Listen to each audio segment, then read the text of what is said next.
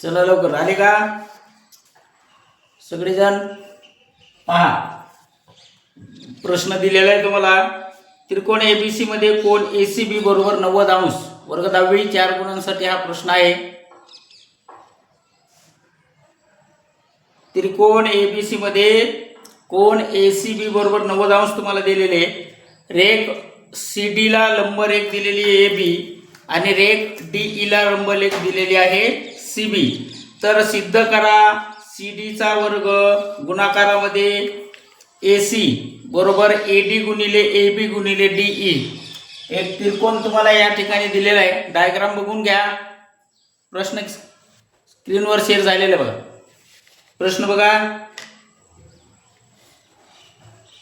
आणि लिहून घ्या सगळ्यांनी. प्रश्न लिहिल्यानंतरच आपल्याला सोल्युशन काढता येईल. डायग्राम दिलेली आहे तुम्हाला. डायग्राम मध्ये त्रिकोण ए बी सी दिला आणि डीई नंतर दिलेला आहे. त्याच्यानंतर आपल्याला प्रश्नामध्ये विचारलेला आहे सी डी चा वर्ग गुणाकारामध्ये एसी बरोबर एडी गुणाकारामध्ये एबी गुणिले डीई. हे तुम्हाला सिद्ध करायचं आहे. झालं का? उत्तर द्यायचं काहीतरी. सर्वप्रथम आपण बघू त्रिकोण एसीबी मध्ये काय दिले तुम्हाला. एसीबी मध्ये दिलेलं आहे कोण एसीबी हा किती अंशाचा दिला आहे. एसीबी बरोबर आपल्याला दिलेले 90 अंश. हा काय झाला आपला पक्ष. बरोबर, लक्ष राहू दे इकडं. हा झाला तुमचा पक्ष. पक्षानंतर तुम्हाला दिलेले रेख सीडीचा जो वर्ग आपण दिलाय त्याच्यामध्ये रेख सीडी एक आहे आपल्याकडं. रेख सीडी चा लंब कर्ण दिलेला आहे तुम्हाला एबी. लंब कर्ण कोणता दिलाय एबी.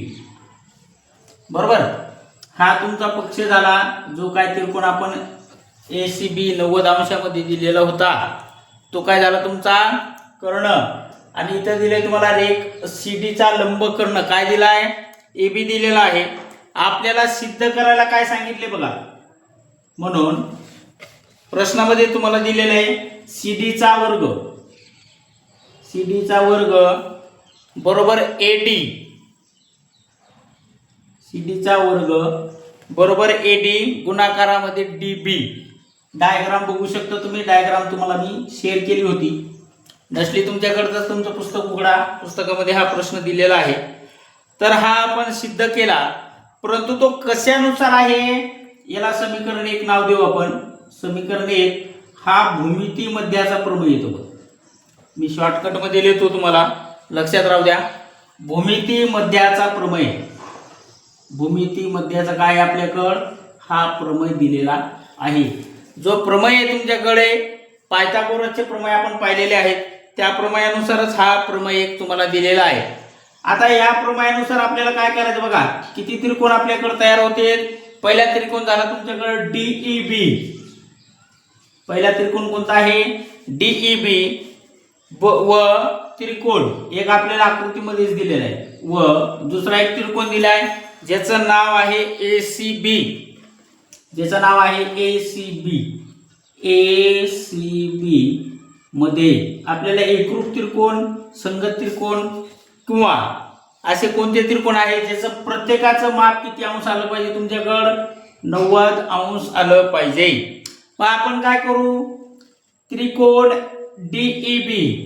त्रिकोण डीईबी चा एकरूप त्रिकोण कोणता येईल ते बघायचं तुम्हाला. इथं दिलेलं आपण त्रिकोण एसीबी हा काय झाला एकरूप.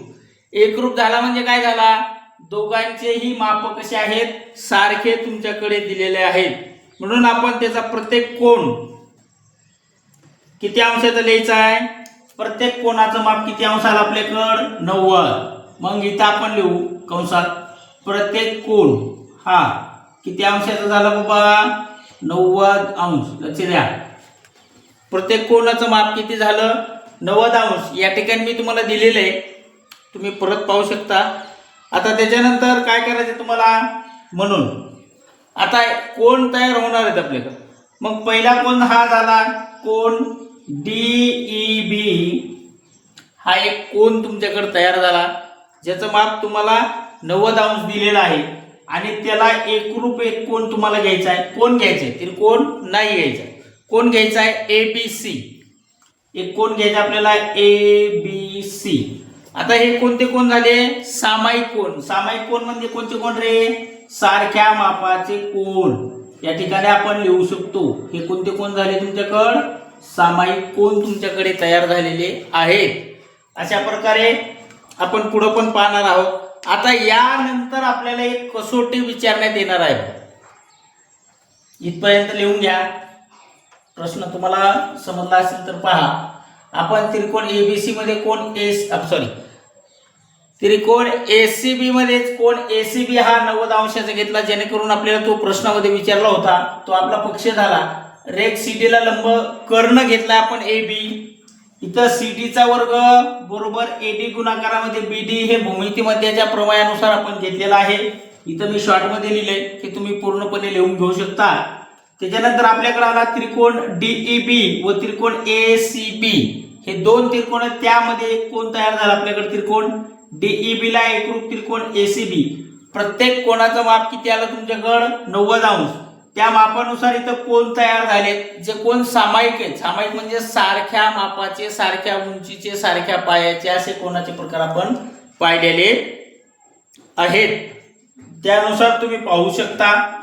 इथपर्यंत पहा. आपल्याला पुढे हे करायचं झालं का, झालं असलं तर सांगत. आता आपल्याला पुढं कोण घ्यायचं आहे, त्रिकोण घेतलेत आपण. त्यानंतर कोण घ्यायचे, प्रत्येक कोणाचं माप तुम्हाला दिलेलं आहे मी. त्याच्यानंतर तुम्ही खाली पण लिहू शकता कोण DEB ला एकरूप कोण ACB. इथं तुम्ही कोणामध्ये पण त्याचं स्थलांतरित करू शकता. म्हणून कोण DEB एकरूप कोण ACB. याला आपण असं पण कन्वर्ट करू शकतो, लिहू शकतो. त्याच्यामुळे हा प्रश्न नाहीये. पुढे एक कोण दिला आपल्याला DBE. त्रिकोण आहे तो सामायिक, ज्याला आपण म्हणतो तो. बघा कोण DBE ला एकरूप कोण आपण ABC घेतला. हा पण एक सामायिक कोण आहे, बरोबर. आता काय करायचं तुम्हाला, त्रिकोण DEB मध्ये, म्हणून त्रिकोण DEB चा एकरूप त्रिकोण तुम्हाला काढायचा आहे, बरोबर. एकरूप काढा किंवा संगत काढला तरी चालतंय. जे आपण मागं पाहिलं तेच उत्तर पुढे येणार आहे, किंवा समोर तुम्हाला दिलेलं आहे त्याला थोडंसं आपल्याला करायचं आहे. एकरूप जर घेतला तर तुमच्याकडे येणार आहे ACB. आणि म्हणून त्रिकोण DEB चा संगत कोण ACB हा पण येऊ शकतो. आता हा कशानुसार आला, समरूपतेची जी कोको कसोटी आहे त्यानुसार हा त्रिकोण तुमच्याकडे आलेला आहे. समरूपतेची कोको कसोटी काय, समरूपतेची कोको कसोटी. मी शॉर्ट मध्ये लिहिलं म्हणजे तुम्ही पण शॉर्ट मध्ये लिहायचं नाहीये, लक्ष द्या. आपल्याला व्यवस्थित लिहायचे मित्रांनो. आता समरूपतेची कोको कसोटी झाल्यानंतर हा कोण जो आला तो कशामध्ये आलेला आहे, समरूप त्रिकोणाच्या संगत बाजू कशा असतात, प्रमाणात. मग समरूप इथं लिहितो मी त्रिकोणाच्या संगत बाजू. इथं पण मी शॉर्ट मध्ये लिहिले, तुम्ही लक्षपूर्वक पहा. संगत त्रिकोणाच्या समरूप बाजू ह्या प्रमाणामध्ये असतात, आपल्याला माहित आहे, म्हणून आपण लिहायचंय. मग काय करायचं बाबा, DE ला छेद. DE ला काय छेद येणार आहे, AC. इथं आपल्याला माहित आहे. मग AC आणि बरोबर पुढचं काय त्याचं DB, D आणि B. म्हणून DB ला छेद कोणता येणार आहे तुम्हाला माहिती आहे, कोणता येणार आहे, AB येणार. मग आपण इथं AB लिहिलं. हे झालं. आता हे कशानुसार आलं आपल्याकडं, तेच समरूप त्रिकोणाच्या बाजू संगत असतात किंवा समरूप त्रिकोणाच्या संगत बाजू असतात, यानुसार आपल्याला हा प्रश्न सोडवायचा आहे. आता काय काढायला सांगितले तुम्हाला? AC. मग आपल्याकडे आलं AC, हा आपल्याकडे आलेला आहे बरोबर DE. AC बरोबर DE. आता गुणाकारामध्ये एक दुसरा येणार आहे बघा AB. हा काय होणार आहे? तिरकस गुणाकार. मग त्याच्यामुळे काय झाला? हा AB एक गुणाकारामध्ये आला. आता तुमच्याकडे खाली काय राहिले? हे वरचं DB खाली येणार, म्हणून आपल्याकडे राहिला DB. याला तुम्ही एक नाव देऊ शकता बघा DB. आता काढायला काय सांगितलं होतं? आपल्याकडे दिलेलं होतं प्रश्नामध्ये CD चा वर्ग. काय होतं बघा? CD चा वर्ग गुणाकारामध्ये AC परत बरोबर AD गुणिले काय होतं? AD गुणाकारामध्ये DB. गुणाकारामध्ये काय होतं आपल्याकडं? DB हे गुणाकारामध्ये दिलेलं होतं. मग आपण DB लिहू पूर्ण. एक मिनिट ना. DB एक आपल्याकडे गुणाकारामध्ये आलेला आहे बरोबर. मग आता DB च्या गुणाकारानंतर मग इथे एक गुणाकार आहे आणि गुणाकारानंतर छेद आणि अंशामध्ये तुम्हाला समीकरण दिलेले. मग छेद आणि अंशामध्ये काय आहे? DE वर तुम्हाला दिलेला आहे. मग DE घ्या सरळ सरळ. DE गुणाकारामध्ये काय बाबा? AB. DE च्या गुणाकारामध्ये काय आहे? AB. आणि खाली पण काय आहे तुमच्याकडे? DB. हा DB जशाला तसा आपल्याकडे खाली आलेला आहे. आता कशावरून? समीकरण 1 आणि समीकरण 2 चा जर आपण गुणाकार केला तर त्याच्यावरून आपल्याला हे पद भेटतंय आणि त्या पदाचं सोल्युशन तुम्हाला दिलेले आहे. मग म्हणून याचा फायनल आन्सर आपल्याकडे येणार आहे CD चा वर्ग गुणाकारामध्ये AC. हा AC जशाला तसा इथं आला बरोबर. काय करायचं तुम्हाला? AD गुणिले AB. हा AB इकडे घ्यायचा आहे. मग AD गुणिले AB हे गुणाकारामध्ये तुमच्या राहणार जशाला तसं. आणि DB आणि DE आपल्याकडे नाही, म्हणजे AB आणि DB हे दोन आहेत, हे कट होणार आणि AB तर इथं आलेलं आहे, इथं काहीच राहिलं नाही. इथं आपण AB जशाला तसा लिहू. इकडं राहिला हा DE. आता हा DE काय आहे? तो पण गुणाकारामध्ये आहे. अशा प्रकारे तुम्ही सिद्धता या प्रश्नामध्ये तुम्ही देऊ शकता. याच्यामध्ये काही अडचण नसावी.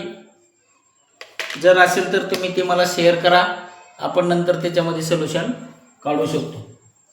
बघा, कोणाला समजलं न समजलं तर मला पटकन विचारा. हो, आज थोडंसं उशीर झाला आपल्याला. अशा प्रकारे आपले हे समीकरण झालेलं आहे. 4 गुणांसाठी तुम्हाला बोर्डाला येणारा हा प्रश्न आहे मित्रांनो. झालं का? लवकर